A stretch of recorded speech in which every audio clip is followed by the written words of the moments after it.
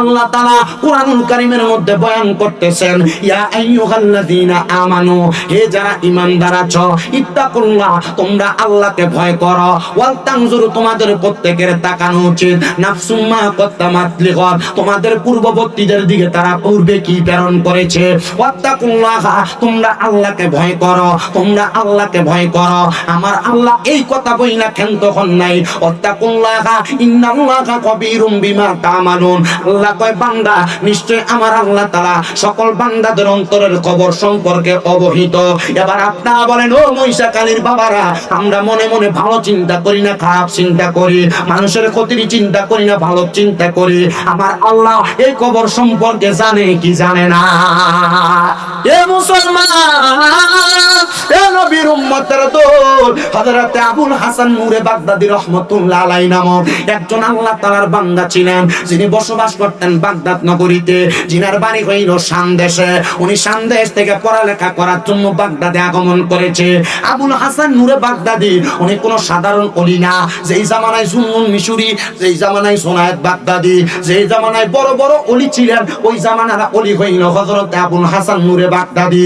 আবুল হাসান নূরে Baghdadi এমনি নূরে Baghdadi হয় নাই, উনি একটা বাড়িতে তাইকা পড়ালেখা করেছেন। ওই বাড়ির মধ্যে পড়ালেখার অবস্থায় ওনার বাড়ির মালিক রাত্রবেলা ঘর থেকে বের হয়ে দেখে আবুল হাসান যেই ঘরের মধ্যে পড়ালেখা করে তার ঘরের মধ্যে তাইকা আসমান পর্যন্ত একটা নূরের তাজাল্লি দেখা যায়। এবার ওই ঘরের বাদশা মালিক যাইয়া সোনায়েত বাগদাদীর কাছে যা ফরিয়াদ জানায়, হুজুর, আমি তো আমার ঘরের বাড়ি নিজেই হুজুরটাকে দেখলাম, ওনার ঘর থেকে একটা নূরের আলো আসমান পর্যন্ত দেখা যায়, আমার মনে হয় এই ছেলেটা কোনো সাধারণ ছেলে না।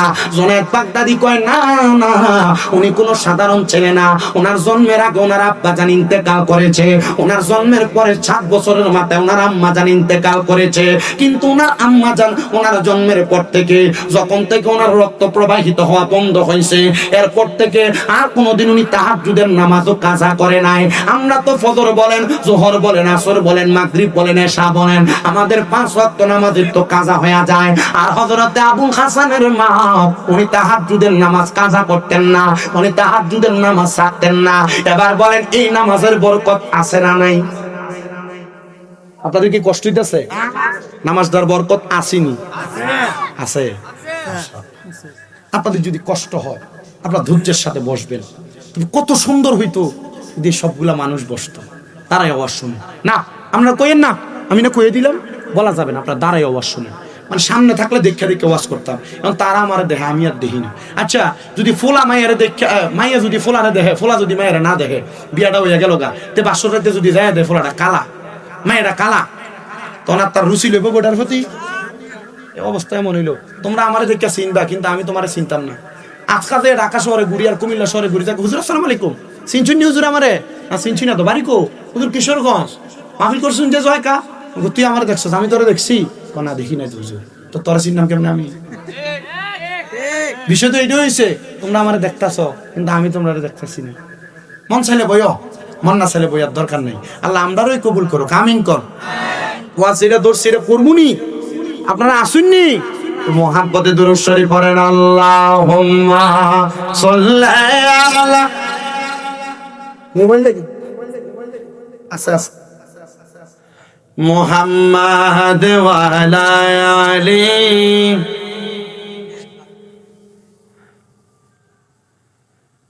কেউ বড় হয় দমে জনে, কেউ বায়া বা মান সম্মানে, আমরা চাই গো নবীর প্রেমে থাকতে ভরে জীবন ভর। আল্লাহুম্মা সাল্লি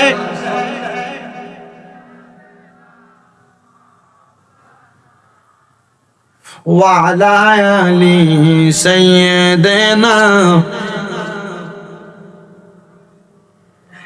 আল্লাহর জোনাত বাগদাদি ডাক দিয়া কয়, জগৎবাসী, এই ছেলেটার মা তার বয়স যখন 7 বছর বয়স ইন্তেকাল করছে, তার জন্মের পরে তার মার রক্ত প্রবাহিত হওয়া বন্ধ হওয়ার পর, মানে সন্তান জন্ম দেওয়ার 40 দিন পর্যন্ত তার মা সময়টা যাওয়ার পর থেকে একদিনও তাহাজ্জুদের নামাজ ছাড়ে নাই, হারাম ওয়াক্ত ব্যতীত।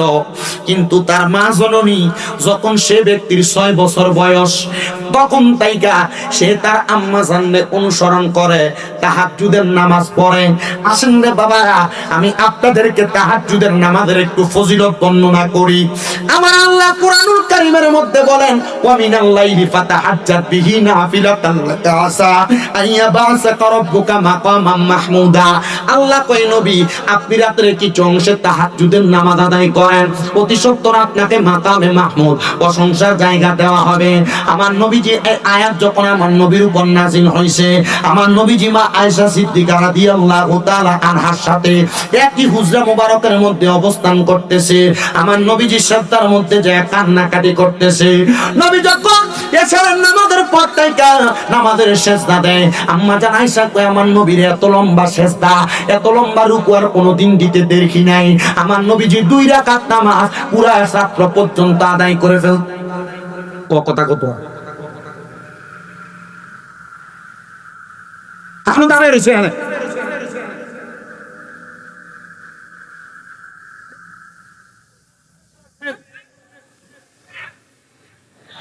আমার মুসলমান ইমানদার, এ নবীর উম্মতের দল, আমার আল্লাহ পাক রব্বুল আলামিনের পেয়ারা হাবিব প্রেমা আয়েশা সিদ্দিকা বলে, নবী গো, আপনি নবী 2 রাকাত নামাজ আদায় করেছেন, পুরাটা রাত লেগে গেছে। নবী আমার ডাক দিয়ে কয়, আয়েশা, হে আয়েশা, আমার আল্লাহ বলেছে আমি নবী যদি তাহাজ্জুদের নামাজ পড়ি আমার মাকামে মাহমুদ প্রদান করবে। আয়েশা রে, আমি নবী তাহাজ্জুদের নামাজ পড়া মাকামে মাহমুদ পাবো। আমার উম্মতেরা তো আমি নবীর জন্য পাগল পারা, আমার উম্মতেরা জন্য তো আমি নবীর জন্য দিবানা। আমার উম্মত যদি আমি নবী দুনিয়া থেকে রওজা মুবারকে যাওয়ার পরে তারা যদি তাহাজ্জুদের নামাজ আদায় করে, তাইলে আমার আল্লাহ তাআলা আমার উম্মতের কি প্রদান করবে? আমি কান্দা কান্দা আমার আল্লাহর কাছে দোয়া করেছি।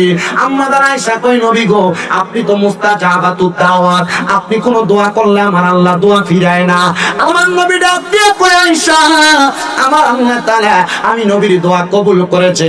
নবী গো, আমার আল্লাহ তাআলা আপনি নবীর দোয়া কবুল করে কি বইলা দিছে?